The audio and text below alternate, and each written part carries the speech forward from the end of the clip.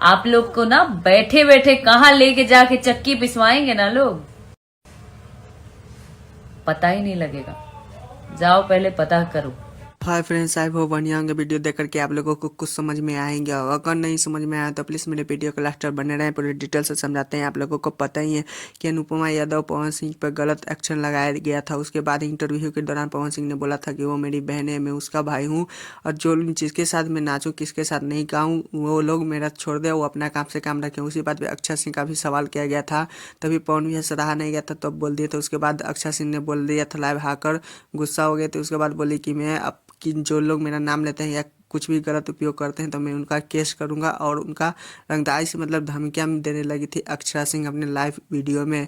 खैर क्या ही बोल सकते हैं। मेरे चैनल पे नए हैं तो चैनल को सब्सक्राइब, वीडियो को लाइक करें, कमेंट जरूर बताइएगा कि ऐसा अक्षरा सिंह को बोलना चाहिए था या पवन सिंह को बोलना चाहिए था। ये दोनों में से किनका गलतियां हैं। और फिर मिलते हैं नेक्स्ट वीडियो को लेकर। Tata bye bye. आज के लिए इतना ही। फिर